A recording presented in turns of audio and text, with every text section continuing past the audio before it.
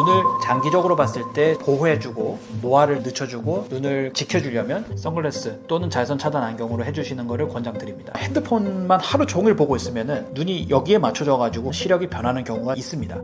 를 활용해 보는 것도 도움이 될 수 있겠습니다. 평상시에 그냥 의식적으로 눈을 자주 깜빡여 주는 습관이 좋고, 비비지 말고 눈을 깜빡여 주는 게 눈 건강에서는 좀 도움이 될 수 있는 부분입니다.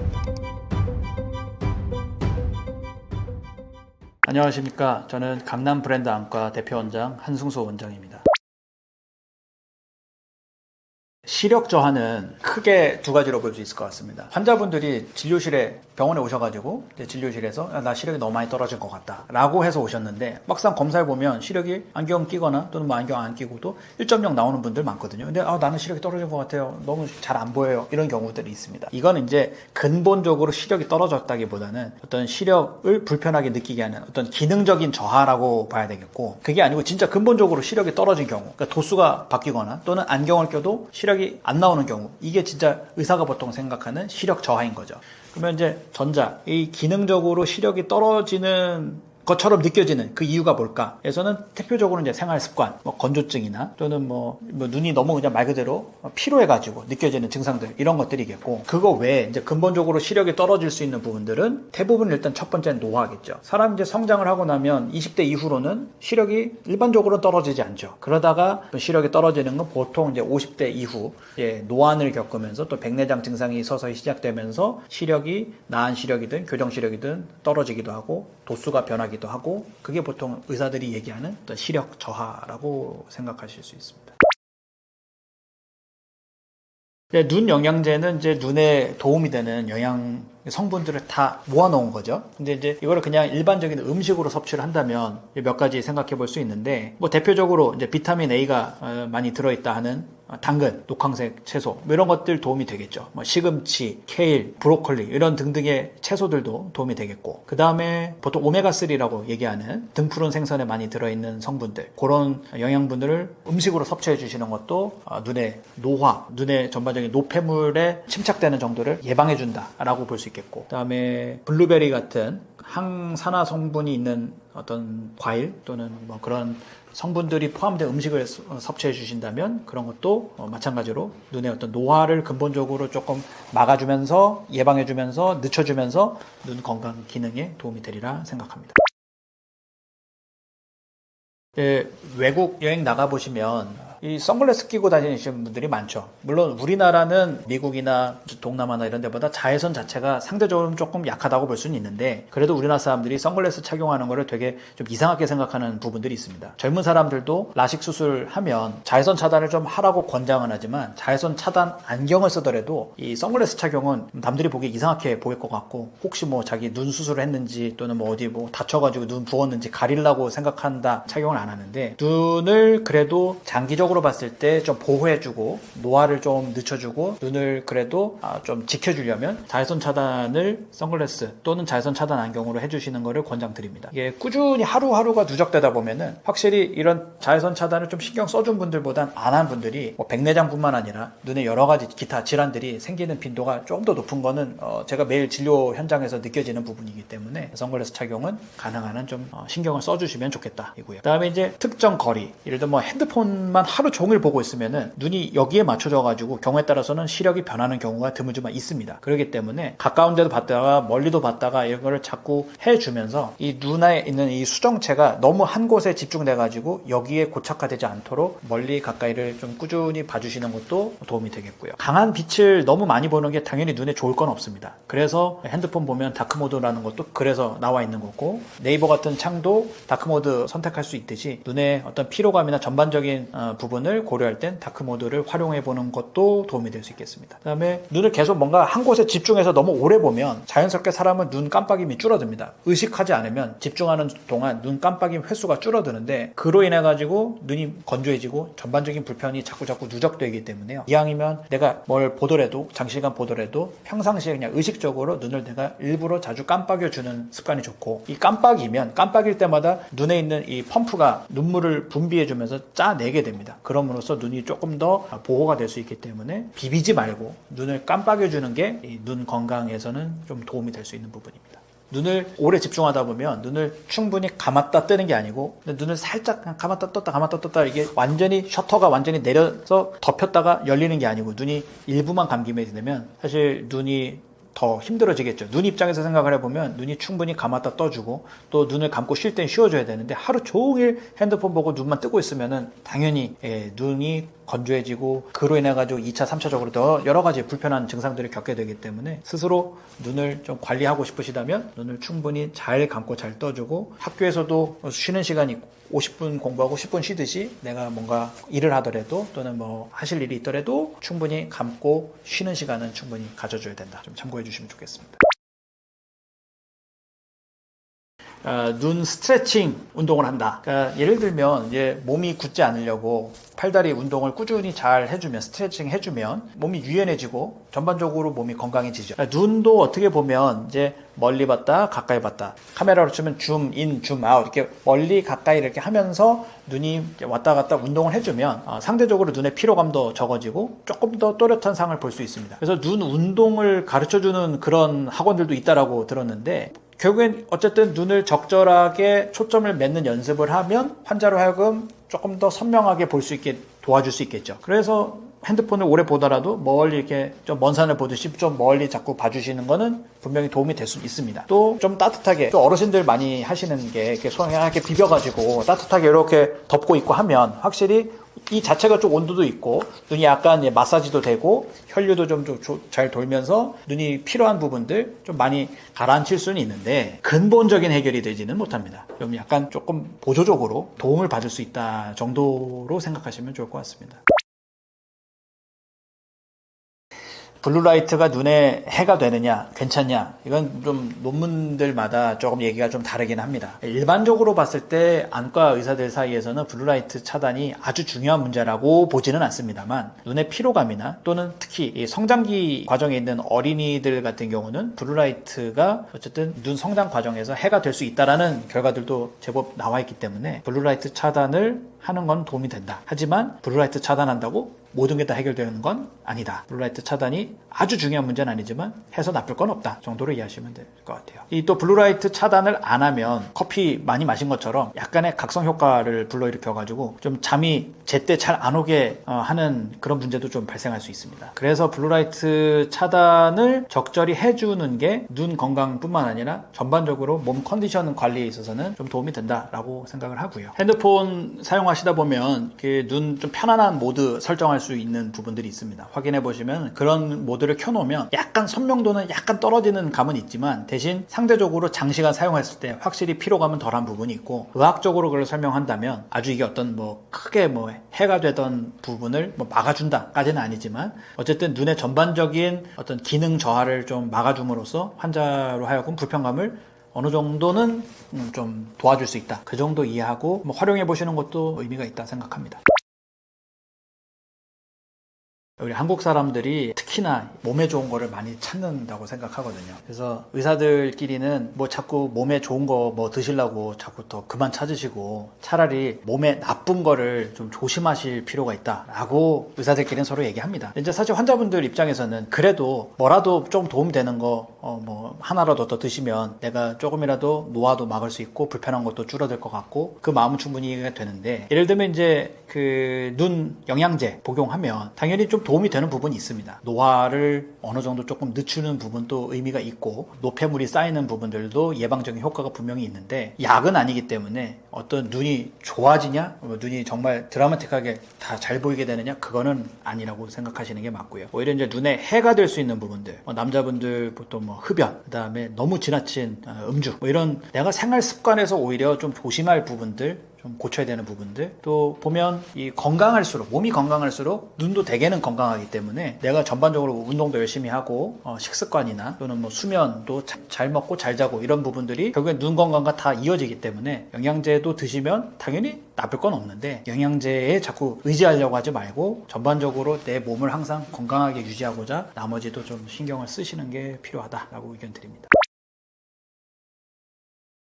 비문증을 겪는 분들 상당히 많습니다. 비문증이라 하면 보통 갑자기 뭐 벌레가 보인다든지 지렁이 같은 게 날아다니는 게 보인다든지 얇은 비닐 막 같은 게 보인다는 분들도 있고 여러 가지 증상은 정말 다양합니다. 근데 대부분은 눈앞에 뭐가 떠다니는 뭔가 물체 같은 게 어느 순간 갑자기 느끼기 시작하는 게 일반적으로 비문증 증상이라고 부르는데요. 비문증이라는 건 이제 눈 안에 축구공 같은 경우는 공기가 차 있죠. 근데 눈 안에는 이제 젤리 같은 물 같은 약간 찐득찐득한 젤리랑 물이랑 중간 정도 되는 정도의 유리체라는 조직이 차 있습니다. 근데 이 유리체라는 조직이 나이가 들면서 또는 어떤 여러 가지 이유에 의해서 갑자기 떠다니는 부유물 같은 게 생기고 그 떠다니는 부유물의 그림자를 느끼는 게 환자로 하여금 느끼는 비문증 증상으로 느껴지게 되는 겁니다.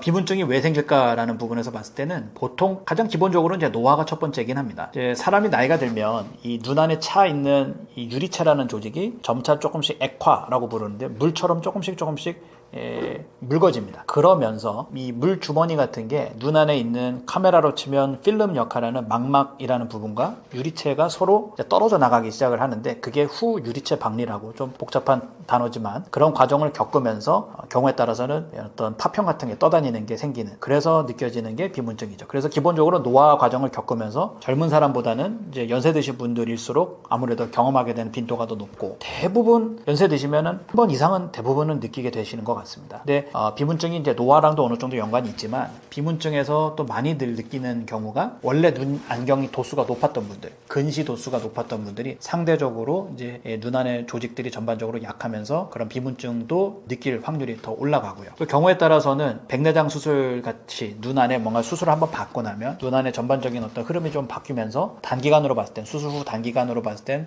6개월에서 1년 사이에 비문증을 느끼는 경우들이 종종 발생합니다. 근데 대부분은 이 비문증은 누구든 흔히 겪을 수 있는 증상이지만 시간이 지나면 되게 좋아집니다. 환자 스스로 봤을 땐 본인은 되게 답답하지만 의사들은 괜찮으니까 좀 지내보라 라고 보통 이제 돌려보내는 경우도 많고요. 경우에 따라서는 뭐 안약이나 뭐 먹는 약을 처방을 해드리기도 하는데 솔직히 약이나 안약이나 이런 걸 쓴다고 드라마틱하게 비문증이 갑자기 좋아지지는 일반적으로 못합니다. 근데 대개는 시간이 지나면 좋아지는데 드물게는 이제 시간이 지나도 좋아지지 않는 경우가 있기는 합니다. 그럴 때는 수술적 치료를 고려하기도 하나 일반적으로는 수술로 제거하는 경우는 잘 없습니다.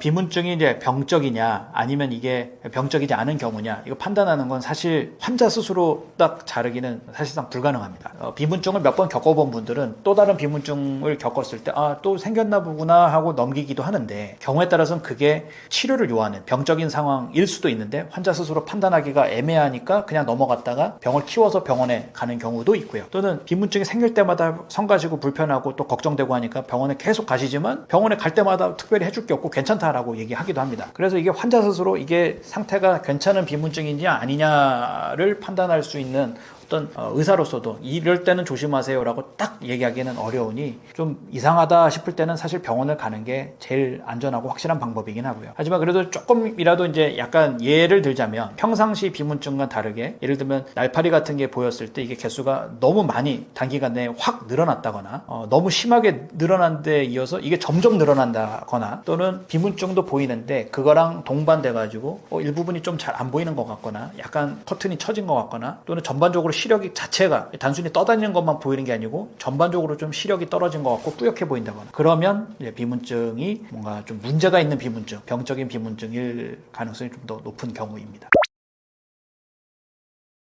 비문증이란 건 이제 여러 원인 때문에 생길 수 있고 예를 들면 스트레스를 갑자기 심하게 받는다거나 잠을 너무 못 잔다거나 하면 비문증이 갑자기 생길 수 있으니 비문증 자체를 생길 확률을 낮춘다면 잘 먹고 잘 자고 스트레스 안 받으면 됩니다. 근데 그게 마음대로 되는 건 아니니 환자 스스로 좀 그래도 조심할 수 있는 부분, 조심하면 좋겠는 부분 의사 입장에서는 눈을 비비는 습관을 좀 자제하는 걸 추천드리고요. 단순히 비문증뿐만 아니라 여러 가지 눈 질환에 있어서 눈을 자꾸 만지고 비비는 게 전혀 좋을 게 없습니다. 그래서 일부 선생님들 중에 보면 진료 보다가 눈을 막 비비는 분들 눈앞에서 진료실에서 보면 눈 진짜 멀고 싶냐고 막 화를 내면서까지 눈 비비지 말라고 하는 경우들이 있습니다. 저도 제 가족 제 아내나 제 아들 딸 눈 비비는 거 보면 전 절대 못하게 합니다. 그게 눈을 자꾸 비비면 비문증도 결국엔 생각을 해보면 눈을 자꾸 비비면 눈 안에가 꿀렁꿀렁 하겠죠. 자꾸 꿀렁꿀렁 하다 보면은 없던 병도 생길 수 있는 겁니다. 또 눈이라는 게 어떻게 보면 약간 단단할 수 있지만 외부 충격에 생각보단 약합니다. 근데 계속 비비면 이 돌멩이에 물 똑똑 떨어지면 패이듯이 이게 1년 이게 누적되다 보면은 시력이 떨어질 수도 있고 뭐 비문증이나 뭐 기타 질환들을 유발할 확률이 계속 올라가기 때문에 비문증으로만 놓고 봐도 눈을 비비지 않는 건 그래도 그나마 비문증을 예방할 수 있는 하나의 어떤 가능성을 높이는 그런 방법에선 도움이 되겠습니다. 너무 센 충격을 받는 것도 좀 비문증의 영향을 받을 수 있겠습니다. 이 축구공이나 이런 거 세게 충격 받으면은 마치 이제 흙탕물 이제 가라앉혀놨다가 한번 흔들면은 쫙 올라오듯이 비문증 같은 것도 조금 가라앉았던 것도 센 충격 받으면 이게 다시 올라오기도 하거든요. 그래서 센 충격 피한다? 그것도 뭐 수준에서 좀 도움이 될 수 있겠습니다.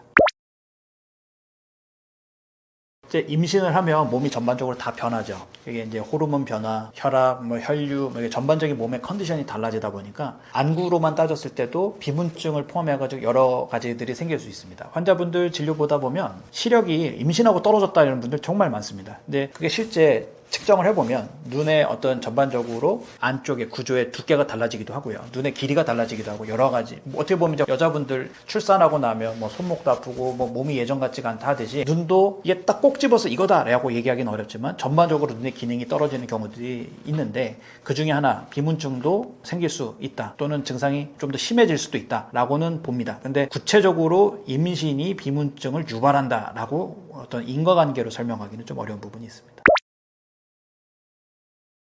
비문증 증상을 겪는 환자분들 진료 보면 거의 95% 정도에서는 특별한 치료를 요하지 않고 그냥 시간이 지나면 대부분 다 좋아질 분들입니다. 근데 한 100명 진료 보면 5명 정도는 치료를 요하는 비문증일 수 있습니다.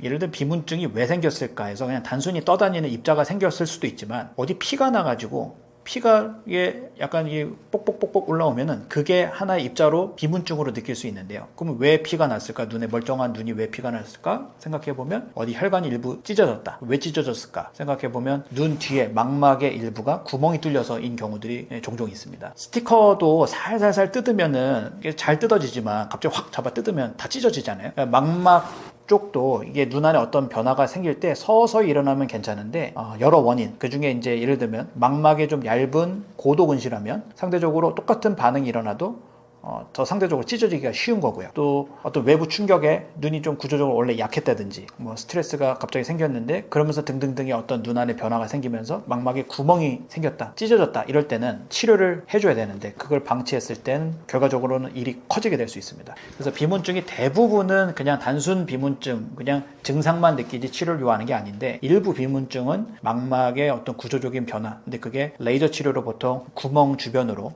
어떤 구조 보강을 해줘야 되는 상황인데 그거를 이제 환자 스스로 판단하기가 어려우니 병원에 가서 진료를 보고 치료를 요하는 부분인지 확인을 해야 되고 만약에 그걸 이제 놓치고 그냥 두다가 만약에 너무 증상이 심하고 이상해서 병원에 갔다가 망막이 단순히 찢어진 게 아니고 주변이 전반적으로 망막 조직이 다 뜯어진 망막 박리라는 진단을 받게 되면 그건 경우에 따라서는 수술적 치료를 요하게 될 수도 있으니 비문증은 웬만한 건 괜찮겠지만 그래도 혹시 모르니 병원에 가서 체크를 하는 게 맞고 병원에서 치료를 권하면 적절하게 치료를 받으셔야 된다라고 이해하시면 좋겠습니다. 라식 수술이나 라섹 수술 이후에도 비문증을 겪을 수 있습니다. 보통 요즘은 이제 라섹 수술 이전에 이제 검사를 하면서 망막에 대한 전반적인 걸 검사하게 되고요. 또 백내장 수술도 마찬가지로 혹시 어떤 이상이 있는지 망막 쪽까지 한번 훑어보고 수술하게 되는데 예를 들어 라섹을 내가 한 20년 전에 수술받고 시력이 여전히 좋고 그러면 괜찮겠지라고 하다가 비문증이 있어도 괜찮겠지 이렇게 생각하는 분들 많거든요. 근데 기본적으로 좀 안경을 썼던 분들 하지만 시력 교정 수술을 통해서 시력이 좋아져 있는 분들 이런 분들 대수롭지 않게 여기기도 하시는데 눈이 만약에 시력 교정 수술 라식을 받았다 해서 시력이 좋아지는 건 도수가 달라진 것 뿐이지 눈 속은 그대로입니다. 근데 상대적으로 고위험군이 원래 두꺼운 안경을 쓰던 분들이 망막 어떤 박리, 망막 열공, 망막에 어떤 구멍이 잘 뚫리고 레이저 치료 같은 거를 해야 되는 경우가 상대적으로 더 많습니다. 이제 시력이 좋아졌으니까 난 눈이 좋은 사람이야 라고 착각하기도 하시는데 눈이 원래 내가 어땠는지 원래 나빴다면 시력 교정 수술을 통해서 좋아진 것 뿐이지 원래 나빴다면 또는 백내장 수술을 해서 시력이 좋아졌을 수는 있어도 원래 내가 두꺼운 안경을 썼었던 분이라면 비문증에 대해서는 조금 더 신경을 써서 혹시 증상이 약간 조금 이상하다면 의심된다면 안과에 가서 그래도 확실하게 체크를 하시는 게 좋습니다. 안구건조증은 마찬가지로 이게 나이가 들면 점점 더 많이 겪게 되는 질환, 증상이라고 볼 수 있겠고요. 눈물을 생각해 보면 우리의 눈을 보호해주는 눈물이 결국엔 보호막 역할을 해줍니다. 눈물은 이제 기름, 물, 소금 이런 게 다 섞여가지고 배합이 돼서 코팅을 해주죠. 그런데 눈물 분비 자체가 감소해서 증상을 겪게 되기도 하고, 또는 눈물이 너무 쉽게 증발해버려서이기도 하고, 또는 뭐 렌즈를 많이 낀다든지, 또는 뭐 눈에 염증이 생긴다든지, 눈을 습관적으로 자꾸 비빈다든지, 뭐 여러 가지 이유 때문에 건조증이라는 이 증상, 진단이 내려지게 되는 겁니다.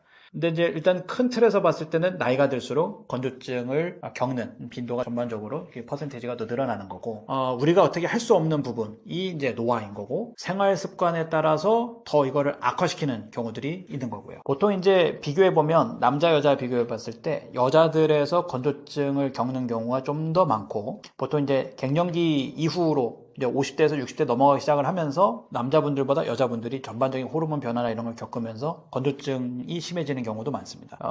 예를 들면 전신질환 중에 갑상선 쪽이 이 건조증이랑 연관이 있는 경우가 많은데, 갑상선 질환 자체가 보통 여자분들이 훨씬 더 많은 것처럼 이 건조증 때문에 고생하시는 분들 진료실에서 만나보면 남자분들보다 여자분들이 확실히 더 많긴 합니다. 이 건조증은 이제 증상이 정말 다양하죠. 주관적으로 표현하는 게 정말 다양한데, 뭐 대표적으로 생각해 보면 뭐 뻑뻑하다, 눈을 뭐 콕콕 찌르는 것 같다, 눈 안에서 뭐 돌이나 뭐 모래 같은 게 굴러다니는 것 같다, 그런 증상들도 있고요. 눈을 예를 들면 뭐 뜨고 있는 것보다 감고 있는 게 편하다, 이런 경우도 있고, 눈이 너무 쉽게 피로하다, 충혈이 된다, 뭐 눈이 뭐 자꾸 손이 간다, 또는 경우에 따라서는 나는 자꾸 눈물이 너무 많이 난다 라고 환자분들이 그러는데, 뭐 예를 들어 겨울에 바람 불 때, 또는 뭐 실내에 있다가 밖에 나갔을 때 뭐 눈물이 너무 왈칵왈칵 쏟아지고 너무 불편하다, 이런 증상들도 건조증 증상의 하나입니다. 습관 중에 보면 이제 좀 환자가 스스로 개선할 수 있는 부분들, 습관이라고 또 표현한다면 과도한 음주를 일단 좀 생각합니다. 적절하게 그냥 가볍게 음주 즐기시는 거는 저는 괜찮다고 생각하는 의사인데, 너무 과도하게 음주를 많이 하시는 분들 보면 건조증을 불편해 하시는 경우가 종종 있습니다. 그 다음에 이제 습관이라 보기엔 좀 어려울 수 있는데, 잠을 잘 자야 이 건조증이 개선이 되는데, 잠을 잘 못 자면 아무래도 건조증 때문에 상당히 고생하시는 경우가 많이 있는데요. 잠을 자고 싶어도 못 잘 수도 있지만 잠을 잘 안 자시는 경우도 있어요. 잠을 잘 일부러 그냥 막 잠을 그냥 굳이 먹기 난 오래 자고 싶지 않아, 이런 경우도 있는데, 밤사이에 이 핸드폰 충전해 놓은 배터리가 충전되듯이 사람이 충분히 깊고 충분한 시간을 잘 수면을 취해야지 눈도 회복이 되고 그러면서 건조증도 개선이 되는데, 그래서 이 충분한 적절한 수면도 이 건조증을 악화시킬 수 있는 요인이니까 그 부분도 좀 해야겠고요. 밤늦게까지 보면 핸드폰 계속 보시는 분들 많습니다. 저도 그렇지만 예전보다 건조증 증상을 경험하는 분들이 많은 이유가, 예전에는 없던 이 핸드폰이 한 20여 년 전부터 해서 본격적으로 많이 쓰다 보니까 요즘은 다들 핸드폰 하루 종일 달고 살죠. 예전 같으면은 그냥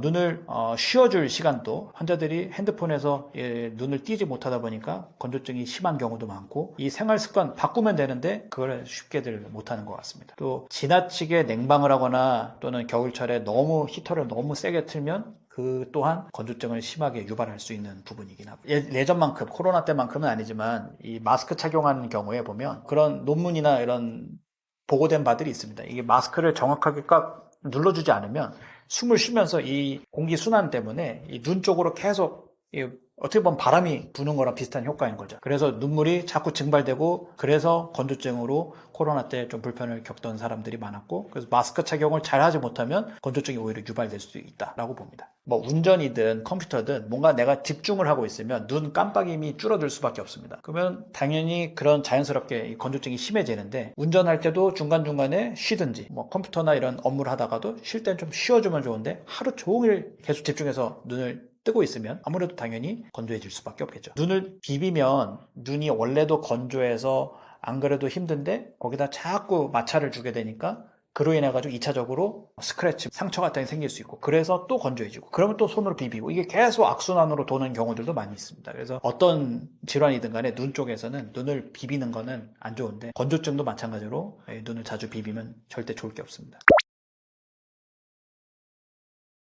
건강에 도움이 되는 음식들, 예전에 이제 학생 때, 뭐 초등학생 때 보면 수업 시간에 배우죠. 뭐 눈에 좋은 음식들 해가지고, 요즘 유치원생들도 배우는 것 같은데 보통 많이들 아시는 음식입니다. 예를 들면 등푸른 생선, 오메가3 이런 성분들이 들어있는 음식을 섭취하면, 대표적으로 고등어 같은 게 있겠죠. 오메가3나 이런 성분들이 눈의 전반적으로 이 건조증을 개선시키는 데 도움이 된다라고 알려져 있습니다. 실제 그 오메가3 캡슐을 복용하시는 분들 논문으로 연구를 해보면 상대적으로 건조증에는 좀 더 개선이 되더라, 도움이 되더라라는 보고들도 있습니다. 그리고 이제 푸른 잎 채소, 시금치나 케일이나 이런 등등의 어떤 야채라고 해야 되나요? 그런 채소 이런 음식을 꾸준히 섭취를 해주면 루테인, 영양제로도 많이들 복용하는 루테인 성분을 포함해가지고 눈에 전반적인 어떤 노폐물이 쌓일 수 있는 부분들을 전반적으로 좀 예방해주면서 도움이 될 수 있는 부분들이 있고요. 그 다음에 블루베리, 베리 계통 이쪽들이 이제 항산화 효과가 있기 때문에 근본적으로 봤을 때 노화에서 항산화 효과가 있듯이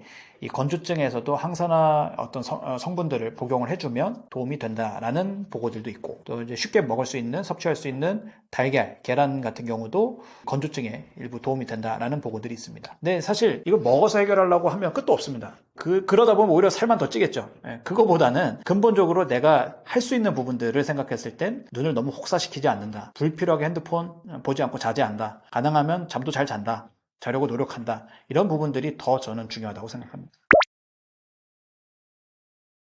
건조증에서 앞서 말씀드린 이제 눈물이 기름이랑 물이랑 소금기 같은 게 성분이 이게 배합이 되어 있죠. 이제 그 중에서 기름이 상당히 중요한데 이 눈물을 증발하지 않도록 잘 코팅해주는 역할이 이 기름이 위에서 깨끗한 기름이 잘 덮어줘야 됩니다. 그런데 이제 마치 이제 백숙 끓이면 위에 이 누런 그 기름기가 뜨듯이 눈에 이 기름기가 자꾸 때가 끼게 되면은 인공 눈물을 넣어도 사실 효과도 떨어지기도 하고요. 눈이 전반적으로 불편해지고 건조증이 결국엔 심해지는데 온찜질을 통해 가지고 눈을 따뜻하게 찜질을 해줬을 때 눈 주변에 있는 기름 구멍들을 열게 되고 그러면서 자연스럽게 기름때가 잘 배출되게 도와줄 수 있고 그거를 세안하면서 살살 잘 닦아주는 것만으로도 인공 눈물 넣은 효과 이상으로 건조증을 완화시키는 데 도움을 줄 수 있습니다.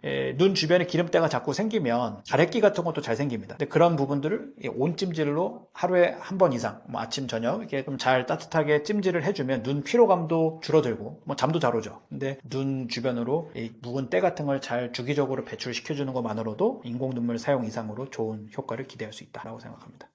눈꺼풀을 그렇게 온찜질을 통해서 잘 열어주고 기름이 잘 배출되게 도와주고 하실 수 있다면 이제 면봉이나 또는 깨끗한 꺼즈로 눈 주변을 잘 닦아낼 수는 있는데 이게 생각보다는 쉽지 않습니다. 이게 내가 내 눈을 거울 보면서 닦는다는 게 잘못하다 눈 찌를 것 같고 좀 불편한 부분이 있고요. 그래서 사실 그런 부분들을 병원에 가면 일정 부분 해결해주고 도와줄 수 있고 제품으로도 이제 눈을 닦는 세정제 같은 게 나와 있습니다. 그래서 그런 걸 또 꾸준히 사용해 보시면 그것도 어떤 눈 건강 관리에 도움이 될 수 있습니다. 저도 이제 가끔 이제 샘플이라고 받아보기도 하고요. 마트 같은 데 가면 있죠.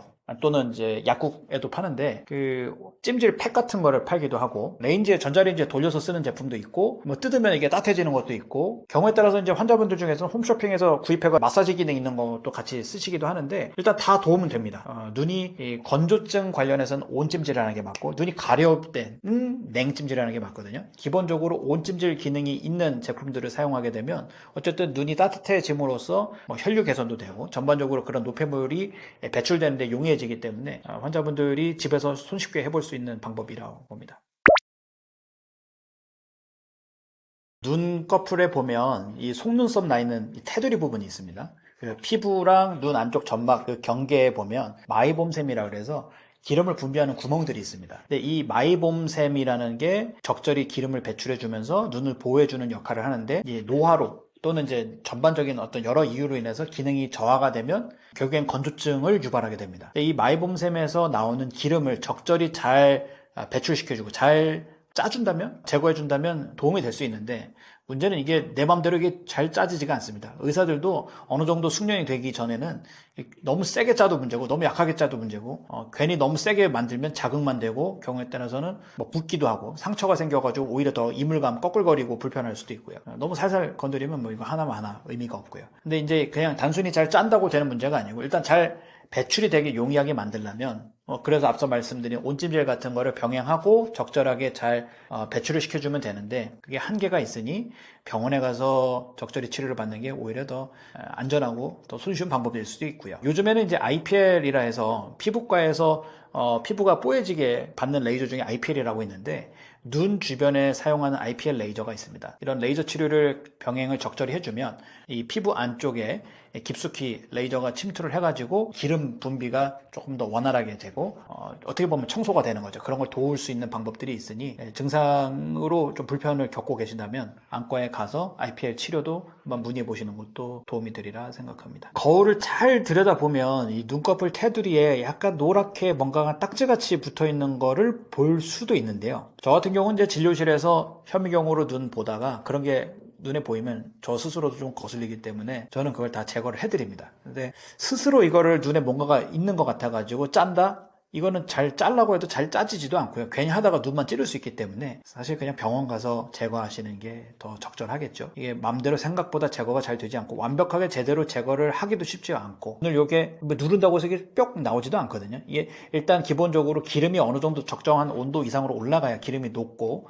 그 다음에 이게 전용 기구로 제거하면 되게 쉬운데 그냥 단순히 뭐 손이나 손톱으로 괜히 하다가 괜히 눈 염증 생기고 균만 생길 수 있기 때문에 저는 직접 하시는 건 별로 추천드리고 싶지는 않습니다.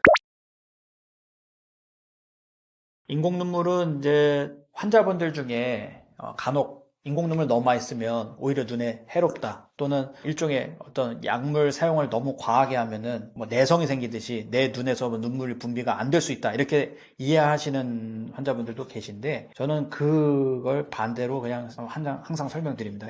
인공 눈물은 말 그대로 인공적으로 그 순간순간 인공적으로 눈물과 비슷한 걸 넣어주는 거기 때문에 많이 쓴다고 해서 내 몸에서 뭐 눈물 분비가 안 된다 그런 개념으로 생각하시면 안 되고요. 인공 눈물은 적절히 잘 사용해주면 눈에 큰 도움이 될 수도 있습니다. 특히 이 건조증이라는 게 악순환 골이라고 보통 의사들이 표현하는데요. 한번 이게 건조증이 심해지면은 약을 어지간히 써가지고는 개선이 잘 되지 않습니다. 그럴 때 충분히 인공 눈물을 충분히 많이 써주면은 어느 정도 궤도에 오르면서 이게 나중에는 시간이 지나도 조금만 관리해줘도 유지가 되는데 약간 많이 넣으면 문제가 될까봐 인공 눈물을 뭐 조금 이렇게 넣어보시는 분들인데 그렇게 넣을 법께는 저는 확실하게 충분히 넣어줄 땐 넣어줘야 된다라고 이해하시면 좋겠고 인공 눈물을 이제 써보시면 일회용으로 된 게 있고 그다음에 다회용으로 통에 들어있는 게 있습니다. 근데 보통 병원에서는 일회용으로 된 거를 권장하고 처방을 하죠. 근데 이제 환자분들 중에 이제 들고 다니기가 불편하니까 그냥 통에 들어있는 거를 원하시는 분들도 계신데 통에 들어있는 인공 눈물은 거의 대부분이 방부제가 들어있고 방부제 성분이 일정 횟수 이상 계속 누적돼서 사용하다 보면 방부제가 독하기 때문에 그게 오히려 2차적으로 또 다른 건조증 관련 증상들을 유발할 수 있으니 이왕이면은 일회용으로 된 거를 쓰시면 좋겠다. 하루에 한 대여섯 번 이상 써야 될 상황이라면 다회용보다는 일회용으로 된 방부제가 없는 인공 눈물을 쓰면 좋겠다라고 추천드리고 인공 눈물도 처방 받아보시는 분들 혹시 아실지 모르겠는데 0.1, 0.15, 0.18, 0.3 네 가지 농도가 있습니다. 이 인공 눈물이 농도에 따라서 또는 회사마다 디테일하게 보면은 조금씩 약간 이 구성 비율이나 이런 게 조금씩 다르긴 합니다. 그래서 의사가 처방하는 이유가 이 지금 눈 건조증 상태에서 조금이라도 더 도움이 되는 적절한 약을 처방할 수 있기 때문에 그냥 시중에 파는 인공 눈물을 가벼운 건조증에는 쓸 수 있지만 건조증이 좀 심한 경우에는 안과에 가서 적절하게 처방을 받아서 사용하시는 게 조금 더 빠른 어떤 증상 개선을 기대해 볼 수 있겠습니다. 그리고 이제 가려울 때도 인공 눈물을 넣어 볼 수 있는데 가려움증은 보통 이 온도가 올라갈수록 더 증상이 심해집니다. 그렇기 때문에 냉찜질도 도움이 되지만 인공 눈물도 냉장고에 넣어놨다가 넣어주시면은 이 가려움증을 빨리 가라앉히는 데 도움이 될 수 있습니다. 또 일회용으로 된 인공 눈물을 뜯게 되면 포장지 특성상 약간 미세 플라스틱이 일부 좀 나올 수 있기 때문에 인공 눈물 써보시면 이게 생각보다 방울수가 꽤 많이 나옵니다. 원칙은 하나 뜯어가지고 한 번 쓰고 버리는 게 맞는데 사실 저 같아도 그렇게까지는 잘 하지는 않습니다. 하지만 처음에 뜯자마자 바로 눈에 넣기보다는 한 두 방울 정도는 그냥 버린다 생각을 하고 그 다음에 넣어주시는 게 뭐 눈에 미세 플라스틱이 들어가서 좋을 건 전혀 없으니 한 두 방울 정도 그냥 버려도 사실 그거 아까우실 금액은 아닌 것 같습니다. 그냥 적절히 그냥 조금 떨어뜨려 주고 그 다음에 눈에다가 넣어주시는 게 더 좋겠고 원칙은 일회용 인공 눈물이 그냥 한 번 쓰면 버리는 거지만 그냥 잘 리캡이라죠. 다시 뚜껑을 닫을 수 있는 인공 눈물 같은 경우는 잘 깨끗하게 끝에 부분이 더러워지지만 않게 관리하셨다면 보통 한 반나절 정도는 사용하는 건 크게 문제가 없다라고 생각하고요. 너무 더럽게 보관이 됐다거나 너무 뜨거운 데 있다거나 그러면 변질될 수 있으니까 방부제가 없으니까 그럴 때는 그냥 과감히 버리시는 걸 추천드립니다. 그다음에 이제 인공 눈물을 넣을 때 어떻게 넣을 거냐 거냐에서도 좀 생각해 볼 게, 제 주변에 보면 여기 인공 눈물을 갖다가 인공 눈물 하나 가져와 봤는데요. 이 인공 눈물을 멀리서 떨어뜨려야 됩니다. 원칙은요. 이 끝에 이 부분이랑 눈이랑 이렇게 닿게 이렇게 해가지고 이렇게 안에다 눈에다가 직접 이게 닿듯이 하면서 넣는 분들이 꽤 많은데, 의사 입장에서는 그렇게 했을 때 눈을 괜히 건드리거나 상처가 생기거나 또는 오염이 돼가지고 감염이 되거나 등등의 리스크가 있습니다. 그렇기 때문에 좀 조준하기는 좀 어렵더라도 적절하게 거리를 보통 한 10cm 정도는 띄워서 안약을 점안해 주시는 게 더 좋겠다. 그 다음에 또 질문하시는 것 중에 한 번에 그러면 몇 방울을 넣어야 되냐도 하시는데, 사실 그건 정해진 답은 없고요. 흡수가 되는 거로만 생각을 하면 사실 한 방울이든 5방울이든 결국엔 다 흘러나오기 때문에 이 눈의 표면에서 안약이 점안됐을 때 표면에 코팅할 수 있는 건 어차피 제한이 있습니다. 근데 다만 눈이 약간 뭐가 낄 수도 있고 분비물 같은 게 들어있을 수도 있고 하니까 좀 그런 부분들이 있을 때는 씻어낸다는 개념으로 몇 방울 더 넣어도 되고, 근데 사실 엄밀히 따지면 한 방울 쓰나 5방울 넣나 결국엔 큰 차이는 없다 라고 이해하시면 됩니다. 자, 제가 일회용 인공 눈물 하나 보여드릴게요. 이제 인공 눈물을 이렇게 뜯게 되죠. 보통 이렇게 뜯습니다. 뜯고, 뜯을 때도 잘 뜯어야죠. 이게 막 뜯으면은 이게 다시 뚜껑을 이게 닫을 수 있는 제품들의 경우는 잘 뜯으면 다시 들어가는데 막 뜯으면은 다시 안 잠기기도 합니다. 그러고 이걸 뜯었을 때 이 끝에 미세 플라스틱이 나온다는 뉴스 보신 적 있을 텐데, 그래서 이거를 이렇게 한 방울, 2방울 정도는 이렇게 버린다 생각을 하시고 그 다음에 점안을 해주시면 좋겠고, 점안할 때도 이렇게 막 눈에다 대고 이렇게 하지 마시고 이렇게 눈 좀 멀리 띄워서 내가 요걸 쳐다보고 이렇게 해서 점안을 잘 조준해서 해주시면 됩니다. 근데 이게 생각보다 점안이 잘 안 되죠. 저도 지금 정확히 조준이 잘 안 되는데 자꾸 하다 보면 조준도 더 잘하게 되고, 이 점안을 했을 때 가까이서 점안하다가 괜히 이 뾰족한 플라스틱으로 찌르고 또는 이 더러운 부분이 묻어 있을 수 있는데 그거로 갖다 괜히 눈 건드려 가지고 괜히 항생제나 이런 소염제나 쓰게 되는 상황 겪지 마시고, 적절하게 간격을 좀 띄어서 조준이 안 되면 안 되더라도 인공 눈물 사용은 좀 거리를 두고 떨어뜨리는 게 원칙이 맞습니다. 나이가 들수록 백내장은 자연스럽게 누구나 다 생길 수밖에 없는 질환입니다. 어떻게 보면 질환이라고 보기보다 그냥 자연스러운 노화 과정이라고 볼 수 있는데요. 나이가 들면 흰머리도 생기고 또 경우에 따라서는 이제 머리도 빠지듯이, 백내장이라는 건 눈 속에 있는, 카메라로 치자면 카메라의 이 렌즈 같은 역할을 하던 수정체가 혼탁이 생기고 또 탄력이 떨어지면서 전반적으로 불편을 겪게 되는 그런 증상을 유발하는 질환이라고 볼 수 있겠습니다.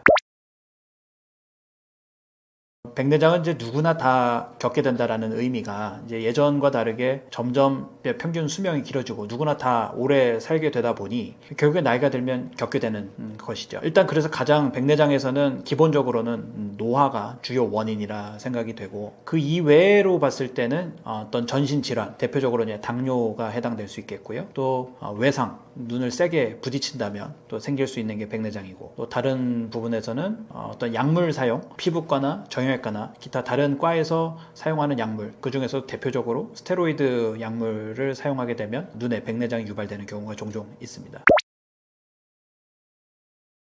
백내장 수술은 딱 정해져 있는 시기가 없습니다. 교과서에서도, 백내장 교과서에서도 백내장 수술은 환자가 불편하면 받는 수술이라고 명시하고 있습니다. 예전에는 백내장이 정말 심한 분들이 많았지만 요즘은 환자분들이 그렇게까지 심해질 때까지 참고 지내시는 분이 많지는 않습니다. 그러다 보니 환자가 주관적으로 불편해지고, 또 진료실에서 의사가 이 정도면 수술이 필요하다, 서로가 그 의견이 일치할 때 이제 보통 수술을 하게 되는데요. 이제 환자분들 중에 보면 이제 백내장 수술에 대한 환상을 갖고 계신 분들도 있습니다. 수술하면 내가 눈이 불편한 증상들이 다 사라지겠지라는 기대에 막연히 그냥 백내장 수술을 좀 빨리 해달라라고 요구하시는 분들도 계시고, 또 반대로 백내장이 의사가 보기엔 너무 심한데도 불구하고 백내장 수술은 주변에서 얘기하기로 눈은 쓸 때까지 쓰다가 수술하는 게 좋다, 뭐 이런 식으로 얘기하면서 최대한 수술을 안 하려고 버티시는 분들도 계십니다. 근데 이제 의사가 적절할 땐 개입을 해야죠. 이제 백내장이 너무 심한데도 환자가 계속 그거를 안 하고 버티고자 할 때는 경우에 따라서는 저 같은 경우는 환자분한테 이러다 진짜 실명한다, 이러다 정말 눈이 위험해질 수 있다, 이렇게 겁을 좀 주기도 합니다. 그래야 환자분들도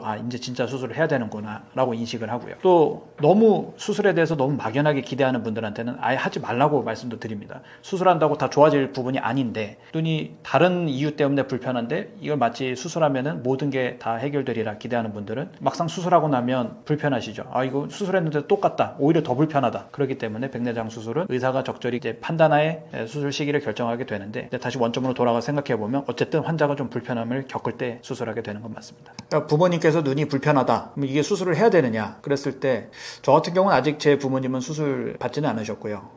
시력이 잘 나오면 뭐 불편하다라고 부모님들이 말씀하셔도 안과 갔을 때 의사도 괜찮다고 그러고 시력도 객관적으로 잘 나오고 있다면 사실 굳이 수술을 빠르게 결정해가지고 서둘러서 할 필요는 전혀 없습니다. 근데 이제 딱 이게 사실 어려운 게 의사 입장에서도 정해진 어떤 답이 없기 때문에 환자가 어느 정도 불편할 거냐 그것도 의사들마다 생각하는 게 다를 수 있거든요. 어느 병원 가면 괜찮아요 그러고 어느 병원 가면 이 정도면 수술하셔야 된다 그러고 환자 입장에서 혼란스러울 수밖에 없습니다. 그렇기 때문에 제가 종종 환자분들께 진료실에서 여쭤보는 게 다른 병원 가보셨는지도 여쭤봅니다. 뭐 안 좋게 보면 이제 이 병원 쇼핑 다니듯이 의사들도 안 좋게 볼 수 있고 사회적으로도 좀 안 좋게 볼 수 있는 부분인 거는 맞는데 환자 입장에서 고객 입장에서 생각을 해보면은 의사들마다 의견이 다 다를 수 있는 부분이라 여러 의견을 한번 종합적으로 판단할 필요는 저는 개인적으로 있다고 봅니다. 그래서 환자분들께 혹시 저한테만 진료를 처음 받아보신 거라면 다른 병원에 가서도 한번 의견을 들어보시면 어떨까라고 거꾸로 제안을 드리기도 합니다. 이게 사실 정답이 없는 문제. 그래서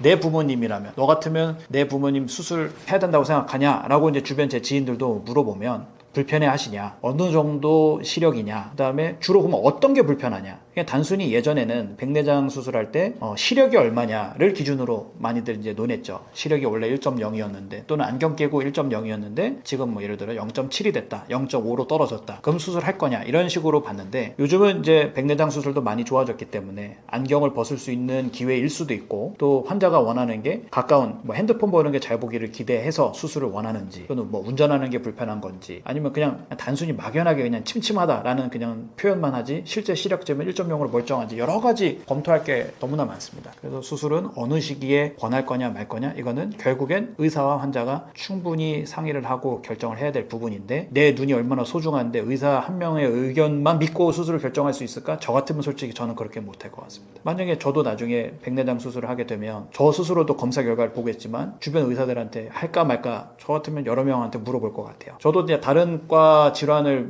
이제 갖고 있는 저도 환자다 보니까 어떤 진단을 받았을 때 또는 치료를 할 때 이 치료 방침이 맞느냐 제 스스로도 찾아보지만 다른 의사들한테 여러 자문을 얻게 되더라고요. 어느 원장님 또는 뭐 교수님을 믿겠지만 그래도 한편으로는 혹시 다른 뭐 방법이 있을까 또는 이게 정말 맞을까라는 부분은 환자 스스로도 찾아봐야 된다 생각하고 또 여러 선생님들의 의견을 듣는 것도 저는 필요하다 봅니다. 또 저희 병원에 오시는 환자분들과 대화를 나누다 보면 저희 이제 직원분들도 이제는 많이 익숙해졌는데 환자분들이 엄청 많이 알아보고 오십니다. 정말 유튜브도 찾아보고 뭐 네이버나 뭐 여러 가지 정보들 심지어는 이제 뭐 요즘 AI가 발달했으니까 AI한테 질문을 던지고 그에 따른 어떤 내용을 정리해주면 그거를 스스로 공부를 해갖고 오시는 분들도 계십니다. 이제 그렇게 좀 스스로 백내장이나 눈에 대한 거를 알고 오셔야 의사랑 대화를 하고 진료를 볼 때 좀 자세한 질문도 하고 심도 깊은 대화가 되고 그래야 의사가 설명하는 것도 알아듣지 그냥 내가 눈이 불편하니까 선생님이 알아서 치료해 주세요 라고 하는 시대는 이제는 저는 지났다고 생각하거든요. 환자분들 스스로도 많이 알아보셔야 되고 그런 상황에서 의사를 만나야 내 눈에 대한 어떤 이해 어떤 수술을 할지 말지에 대한 결정 이런 것도 환자 스스로가 내릴 수 있어야 된다고 생각합니다.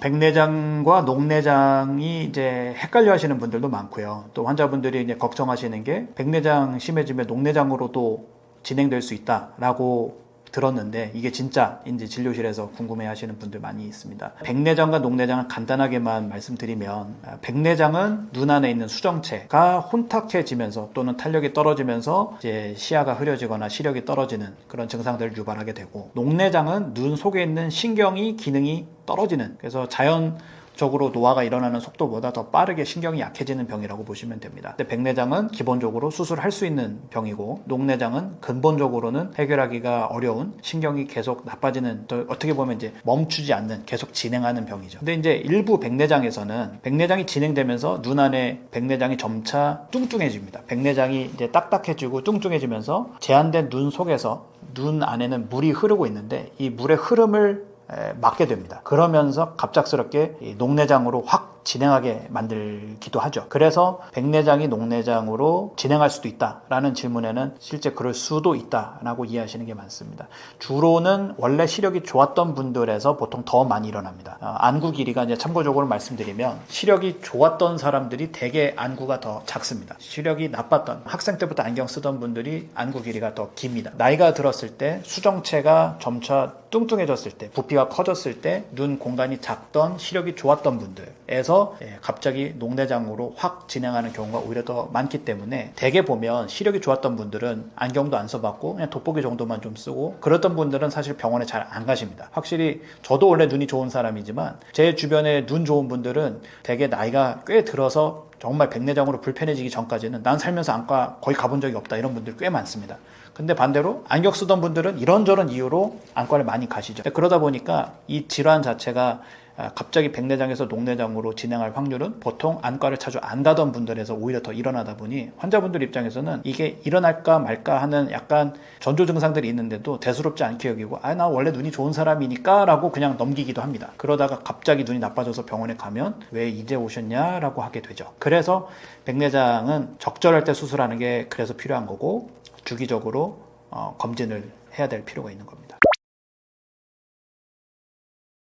근본적으로는 백내장을 예방할 방법은 없습니다. 이제 안약도 있긴 한데 안약을 넣는다고 해서 근본적으로 진행을 완전히 막을 방법은 없고요. 일단 나이가 들면 누구나 다 생기기 때문에 백내장 자체를 근본적으로 예방을 해서 나는 백내장에서 자유로워질 수 있다. 그거는 불가능합니다. 하지만 그래도 해볼 수 있는 방법들, 만약에 이제 백내장이 일종의 노화라면 노화를 좀 더디게 할 수 있는 어떤 확률을 높인다면 대표적으로 이제 자외선 차단을 해볼 수 있죠. 뭐 동남아나 인도나 아프리카나 이런 데 의료 봉사 가보면 백내장이 심한 분들이 상당히 많습니다. 또 우리나라에서만 따져봐도 서울보다는 지방에서 농촌에서 농사 많이 짓던 분들, 햇빛에 많이 노출됐던 분들이 보통 보면 같은 연세에서도 피부도 자글자글 하듯이 백내장도 심한 분들이 훨씬 많습니다. 그래서 이 자외선 차단은 어떤 기본적으로 안과에서 항상 추천드리는 방법이고 할 수 있다면 자외선 차단은 백내장 진행에 예방할 수 있는 효과가 있다라고 기대해 볼 수 있겠습니다. 그 다음에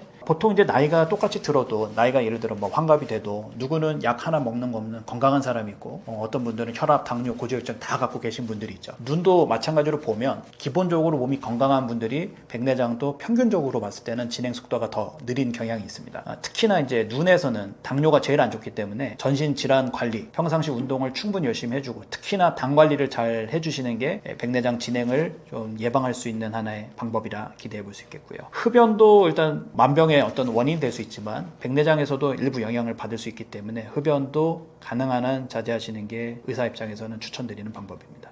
백내장을 근본적으로는 예방할 수는 없다 하더라도 정기적으로 보통 한 55세 정도는 저는 보통 평균으로 보고 있습니다. 제가 진료 보면서 백내장 수술을 받는 분들 보면 55세 이상부터가 본격적으로 많아지기 때문에 한 50대 중반 이후부터는 저는 1년에 한 번 정도 크게 불편치 않더라도 백내장이나 기타 눈의 질환이 점점 이제 발생할 가능성이 올라가기 때문에 주기적으로 검진을 좀 받아주신다면 만에 하나 병을 키우고 있지 않도록 예방할 수 있을 거라 생각합니다.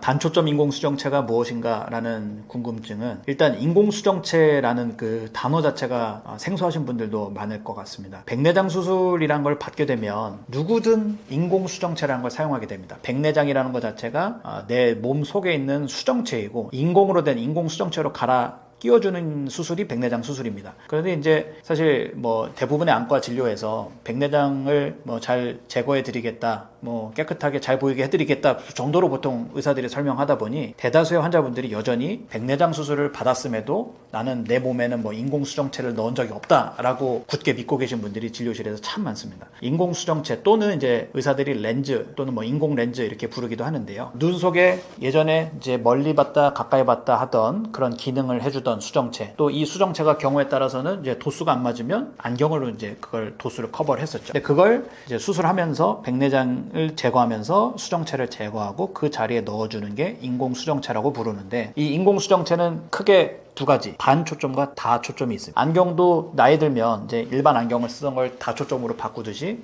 인공수정체도 예전에는 그냥 단초점 인공수정체만 존재했었는데 한 10년 조금 더 됐습니다. 이제 한 길게 보면 한 20년이고요. 보통 한 10년 정도 전으로 보면 될 것 같은데 그때부터 다초점 인공수정체가 이제 많이 개발이 되면서 환자분들도 점차 이제 인공수정체에 대한 관심이 조금씩 더 생기게 됐죠. 단초점 인공수정체라는 거는 말 그대로 초점이 하나만 딱 보이는 겁니다. 이 초점이 하나만 보인다라는 건 수술을 했을 때 원래 젊어서 정상적인 사람의 눈은 멀리 가까이 다 보고 싶은 부분을 100% 볼 때마다 딱 초점을 잡아주죠. 하지만 인공수정체는 말 그대로 진짜 딱 민자로 딱 하나만 보이는 개념이라고 보시면 됩니다. 그렇기 때문에 시력이 좋았던 분들은 보통 단초점으로 사용하게 되면 멀리 보게 만들고 컴퓨터나 핸드폰 볼 때는 돋보기를 쓰게 되는 거고, 안경을 쓰던 분들은 나이가 들어도 노안이 오면 가까운 거 볼 때는 안경을 벗고 멀리 볼 때는 안경을 쓰거나 또는 안경 자체를 다초점으로 바꿔서 사용하게 되는데, 대개 수술을 단초점으로 근시였던, 가까운 거는 잘 보이고 멀리는 안경 쓰던 분들은 가까운 거로 맞추죠. 그러면 가까운 쪽은 안경 벗고 보게 만들고 멀리 볼 때는 안경을 쓰고 보게, 그렇게 해드립니다. 근데 이제 10년 전쯤부터 해서 점점 다초점 인공수정체가 발달이 되다 보니 요즘은 이제 진료실에서 연세가 많은 분들, 한 80대 이상 분들도 이왕이면은 좀 돋보기 좀 안 쓸 수 없겠냐, 또는 내가 평생 안경을 이제 50년 넘게 썼는데 안경 좀 벗고 생활해 볼 수도 있지 않냐 라는 질문, 또는 이제 찾아보셨을 때, 또는 주변의 친구들 중에 어디 가서 노안 수술 받았는데 수술하고 오더니 돋보기도 안 쓰고 다 잘 보더라, 이런 수술은 이제 인공수정체를 다초점으로 썼을 때입니다. 다초점 인공수정체는 정말 종류가 다양하고 저희 병원만 해도 사용하는 이 인공수정체가 한 20여 가지 넘습니다. 다초점 인공수정체는 단초점 대비해서 장점이라면 멀리부터 가까이까지 골고루 볼 수 있죠. 단초점 인공수정체는 다초점 비해서 하나만 보이지만 대신 장점은 하나가 제대로 잘 보이는 장점이 있죠.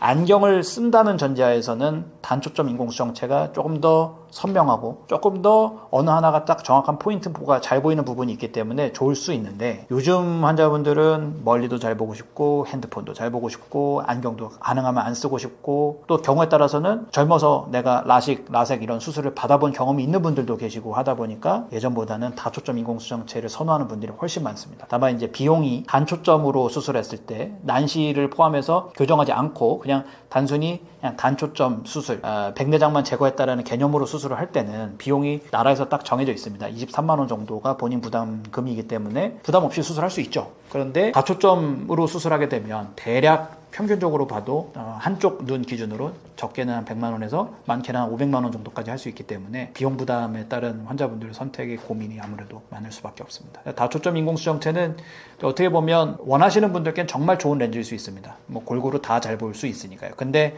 안 좋게 보면 빛번짐이나 또는 상의 선명도나 이런 건 단초점 대비 좀 떨어질 수도 있는 부분이 있고, 경우에 따라서는 적응을 잘 못해서 좀 애로사항을 겪을 수도 있기 때문에 신중하게 판단을 해야 되고, 결국에는 이제 안과 전문의랑 진료를 보면서 충분히 상의를 해볼 부분이라 생각합니다.